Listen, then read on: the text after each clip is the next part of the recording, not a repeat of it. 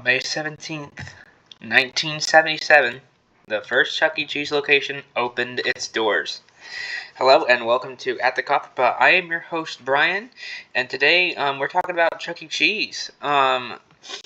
This restaurant chain has been entertaining families for nearly 40 some odd years. I'm a huge fan of Chuck E. Cheese's, and I will be going over a brief summary of its history, its downfall, and where it stands today. So let's begin. Chuck E. Cheese's was created by the co-founder of Atari, Nolan Bushnell. There's a lot of things people don't like about that man, so I don't know what to say about it. I'm not going to address any controversy or anything, except for one controversy that did happen. Actually, there's multiple controversies, so this is a brief history, so we gotta go over all of it. So, Brock went to the IEAP. It's Amusement Park Convention. I'm not great at pronouncing that. I've never been great at pronouncing out, and I'm not gonna even try. I will try. The IAPA Expo? Yeah. He wanted to open an entertainment venue after spending some years collecting money at a local arcade area at a theme park. Like, he worked in the arcade at a theme park and to pay for his college. So he went to college, saw the first video game ever, Space Wars. Was like, hey, this could be really interesting, but due to it being super hard to play or learn, essentially, he founded Atari co-founded and made Pong. I don't know who the other founder is of Atari, and I don't really care. That's not as important as to this story. So, he went to the convention. We're getting back to the convention portion now. He saw a coyote costume, which is what he thought it was, a coyote costume. He purchased it and sent it back to his headquarters at his tech team at the Atari headquarters to see what they could do it, because he wanted to make it mechanized so that way the mouth could move. Which, by the way, man, you don't have to use robotics to make the mouths move. There's very simple ways to make it move with your human mouth. Anyway, when the tech team got the suit, they realized it was a rat. And while this is Nolan Bushnell, this changed nothing. It's let's just name it Rick Rat's Pizza, because it was going to be called Coyote Pizza. The executive board were like, no, Nolan, you're selling food. Rats are dirty, and we don't want to associate the name of the place with rats. So he kind of had someone rename it to Chuck E. Cheese, because it's a 3-smile name. You can't say Chuck E. Cheese without smiling. Which I have said Chuck E. Cheese without smiling. It's not that hard, man. You don't have to smile. And he opened the first location. It was pretty successful. But Atari was bought by Warner Communications, and Warner did not want to do any more of those pizzerias. They wanted to strictly focus on the video game market. So Nolan bought back his company that he made. This man's made 2 companies. And he basically signed a deal with Atari saying, hey man, you cannot enter video games anymore. You can't. For 6 years.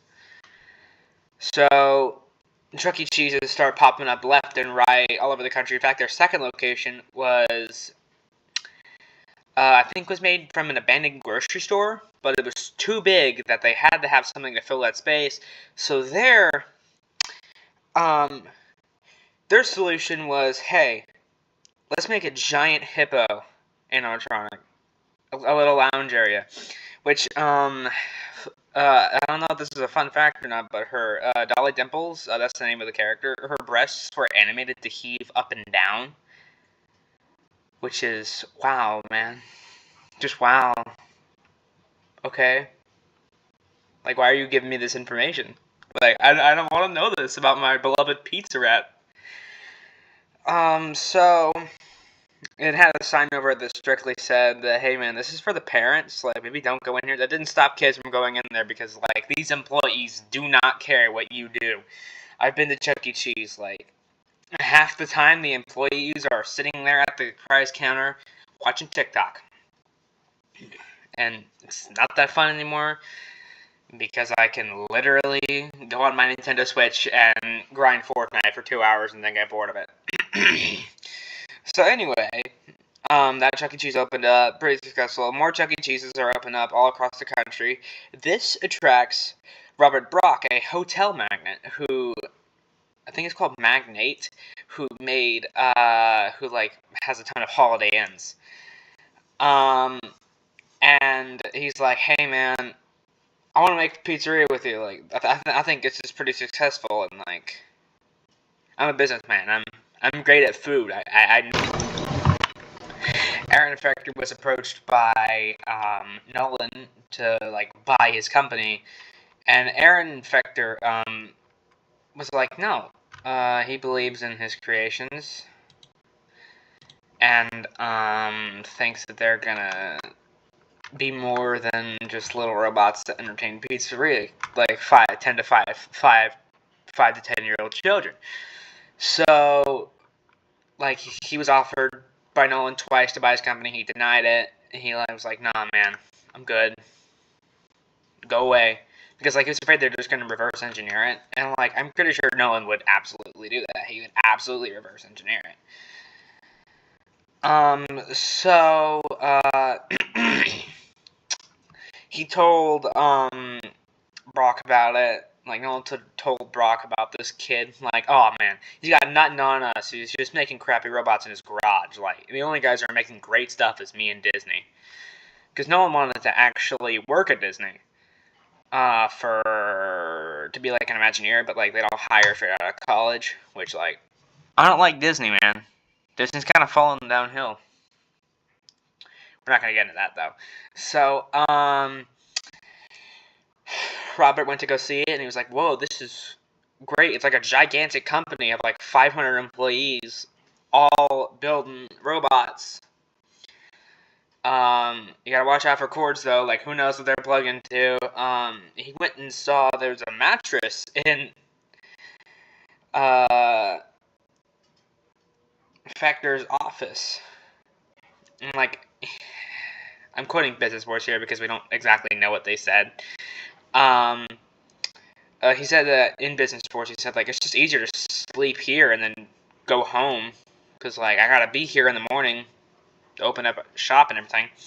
So, like, Brock goes, hey, man, you want to make a company together? Like, make, like, Showbiz, like a pizza place or something? Because, like, these would be very great. And I know food, and these are state-of-the-art. They don't need, like, bulky motors and anything like that. Like, the ones at Chuck E. Cheese's are terrible. So, they start, they form a company together. Brock calls Nolan, like, I want out. Nolan sues him for breach of contract. A huge legal battle happens, but Chuck E. Cheese ends up coming out on top. And after, like, the 3-year hiatus, they come to an agreement, but Showbiz has to pay them, like, $50,000 every year. But, like, that was, like, nothing. They're out here making money hand over fist in the Robot Pizza Wars. So now, Showbiz entered the playing field, and Chucky and his merry band of misfits with Pasquale P. Pie Plate, Mr. Munch was Krusty the Cat. Rip, my favorite. Rip Krusty. Hashtag Rip Krusty. And Chuck E. Cheese. Chuck E. Cheese and his Pizza Time theaters are gonna feel it. Chuck E. Cheese and his Pizza Time players are gonna feel the heat. So now the Rockefeller explosion comes along. They didn't come out on top. Well, they did. Showbiz came out on top after Chuck E. Cheese filed for Chapter 11 bankruptcy. And that was because of the video game crash of '83. And Showbiz wasn't safe either. Like, they came out on top barely. Stores were closing left and right. The relationship with management and showbiz management and creative engineering was falling apart. So they're like to showbiz, like they like bought Chuck E. Cheese, and like we'll maybe like save a couple bucks if we just like use the same pizza's house. I'm like, that's it. But like that would mean now that Billy Bob and Chuck E. Cheese have to be friends. Chuck E. Cheese is a streetwise rat. Billy Bob is gentle and kind. Chuck E. Cheese, he'll insult his co-stars, but he won't insult children. So that's great. At least he had the decency not to be rude to kids. But he'll be rude and yelling to tell that fruitcake dog shut up. So after they buy Chuck E. Cheese's,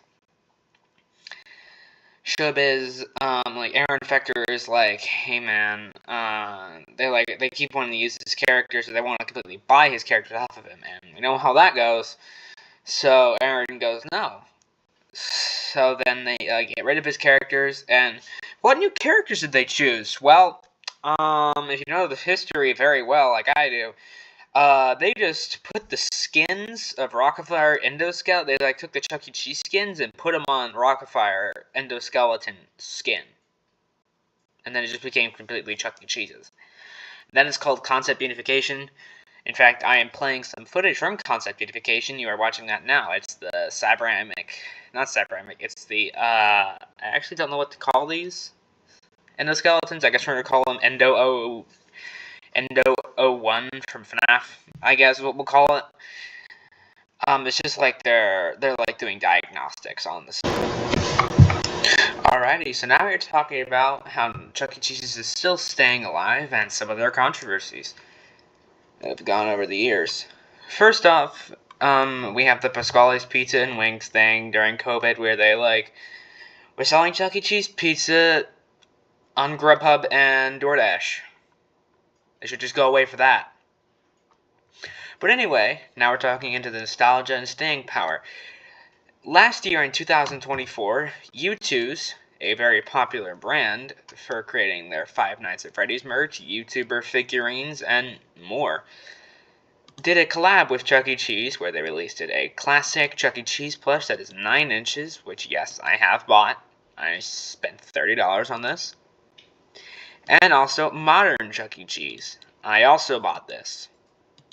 I've sold my soul to YouTube so I can buy more stuff. That's a joke, by the way, guys.